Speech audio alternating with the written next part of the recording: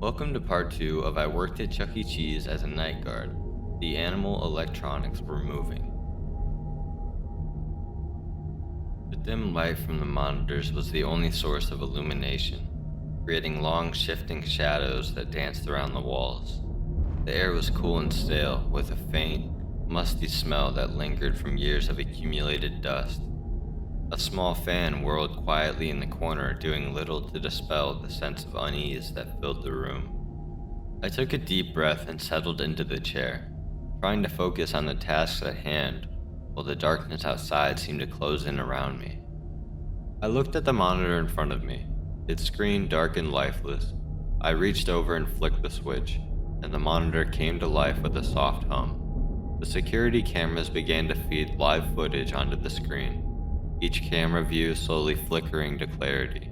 The monitors showed static at first, then gradually resolved into the familiar, albeit unsettling, images of the restaurant's various angles.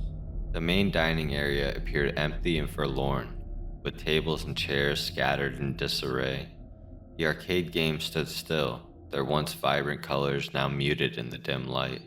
In the top corner of the screen, a live feed of the entrance showed the door I had just come through, its shadowy frame contrasting sharply with the rest of the room.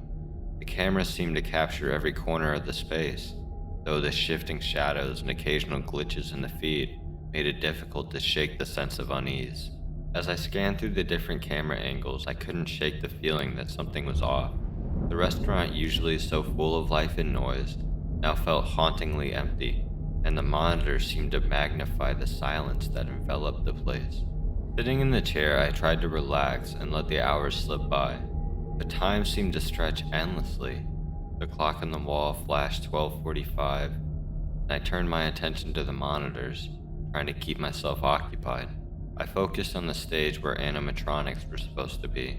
The feed from the camera showed the stage in its usual state, still and silent. The animatronics were positioned in their usual spots, motionless in the dim light. But then something caught my eye. The head of the mouse animatronic Chuck E. Cheese himself seemed to shift. It was subtle at first, just a slight movement that made me question my eyes. The camera angle was distorted by the low light, but it looked as if the head was turning directly towards the lens. My heart dropped into my stomach as I stared at the screen. The eyes of the animatronic, usually vacant and mechanical, seemed to be locked onto the camera with an unsettling intensity. It was as if it was staring right at me, and I couldn't shake the feeling that it was aware of my presence. I blinked, hoping to clear my vision, but when I looked again, the animatronic's head was still turned towards the camera. The eerie gaze seemed to follow me, and I couldn't tell if I was imagining things or if something truly strange was happening. The silence of the restaurant felt even heavier now, amplifying the dread that had settled in my chest. Feeling the mounting anxiety, I decided to avoid the cameras, hoping that focusing on something else might calm me down. I grabbed a pencil and paper and began drawing to pass the time. Though I was trying to distract myself with drawing, the delicate strokes of the pencil were a small comfort against the oppressive darkness of the restaurant. As the hours dragged on, I lost myself in the creative world, but the unease never fully left me. I glanced up occasionally, reassured by the steady movement of my pencil dancing across the paper and the faint, comforting sensation of whatever I was drawing. Eventually, I checked the time again. It was 2:35 a.m. The realization that several hours had passed made me feel both relieved and more unsettled. The restaurant was even quieter than before, and the silence seemed to weigh heavily on me. I debated checking the cameras again, but a wave of fear washed over me.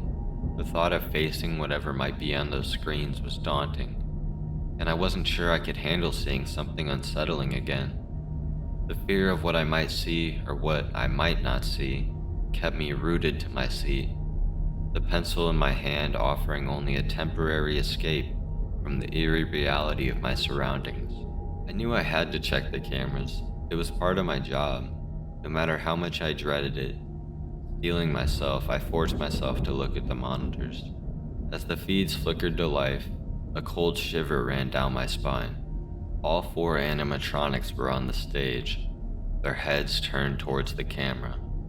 The familiar robotic figures were now staring directly into the lens, with unnervingly lifelike expressions. Their eyes, usually vacant and unseeing, seemed to follow me, and their mechanical features took on a disturbing sense of intent. I whispered a stunned, "What the?" under my breath. The sight was so surreal that it felt like a cruel joke, but the reality of the situation was all too clear. The hairs on my arms and neck stood on end as the eerie stillness of the scene filled me with a deep, unsettling dread. The animatronics just sat there, their eyes fixed on me, unblinking and unmoving. The eerie stillness of their gaze was suffocating, and the longer I stared, the more unnerved I became. Every instinct screamed me to run, to escape the oppressive, nightmarish atmosphere of the restaurant and never look back. The thought that these mechanical figures were somehow moving or observing me unnaturally was terrifying. My mind raced with dark possibilities. Could they really be moving on their own? The notion that I might be witnessing something beyond the realm of ordinary fear made my skin crawl. A sinking feeling settled in my chest. Was this my punishment for failing to protect the others? The idea that their deaths occurring under my watch might be coming back to haunt me was almost too much to bear. As a security guard, I was supposed to keep everyone safe, but here I was, overwhelmed by the very things I was meant to oversee.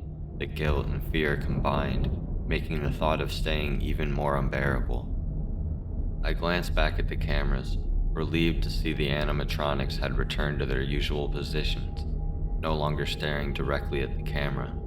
The momentary sense of relief was fleeting, though, as something nagged at the back of my mind.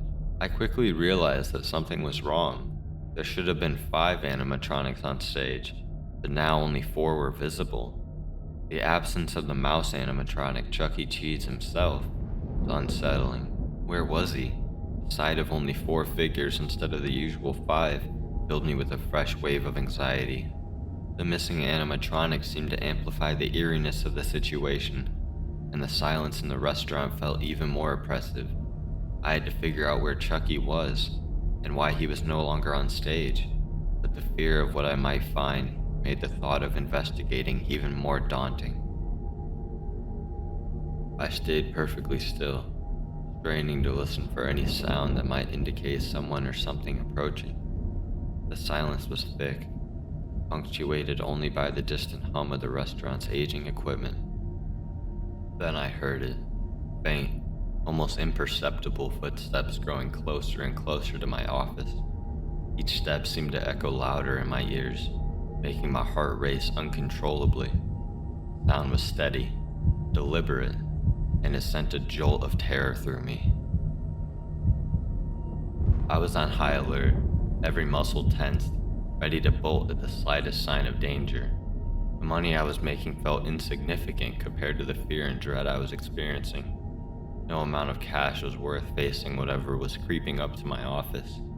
My mind raced with thoughts of escape, but I couldn't shake the feeling that I was already in too deep. The voice that echoed through the office was unmistakable. "Welcome to Chuck E. Cheese's, where a kid can be a kid." It sounded eerie, like Chuck E. Cheese himself, but distorted by unsettling context. My heart pounded violently in my chest as I remained frozen in my seat, the sound of the voice chilling me to my core. The footsteps drew nearer, and then I heard the knocking at the door. The rhythmic, insistent thuds seemed to shake the very walls of the office.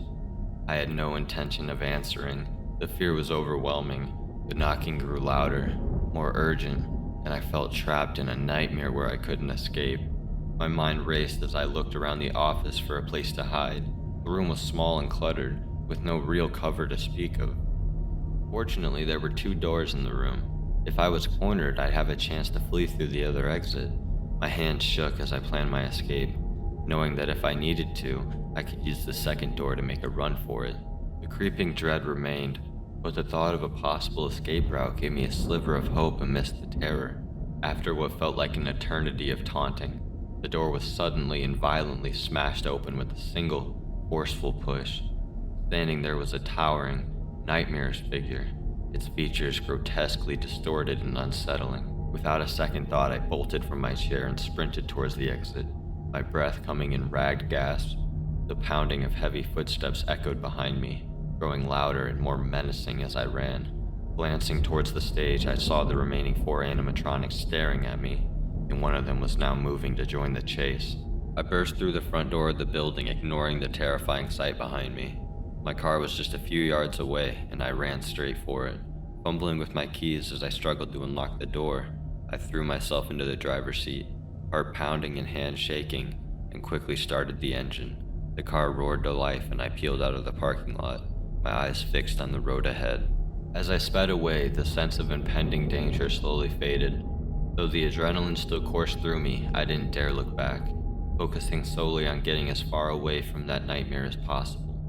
The relief of escaping, even if only temporarily, washed over me, though the memory of that harrowing night would undoubtedly haunt me for a long time. Later that day, the decision was made to demolish the building. The restaurant that had once been a place of joy and laughter was now reduced to rubble. The news of the demolition was almost a relief. The place had become a haunting reminder of the terror I had experienced. I never returned to Chuck E. Cheese's again.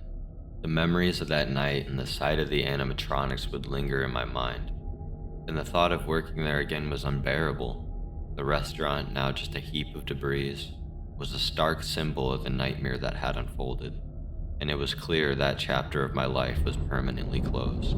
At 65 years old, I look back on my life with a sense of fulfillment. I dedicated my career to serving as a police officer, and after many years, I've retired with pride, knowing I made a lasting contribution to my community. If there's one lesson I hope you take from my story, it's this: be the change you wish to see in the world. And remember, when it comes to your children, don't let fear hold them back. Just because one apple is rotten doesn't mean the whole barrel is spoiled. Let them experience the joy of places like Chuck E. Cheese, and trust in the good that still exists in the world. Thank you for watching, and I hope you enjoyed the story.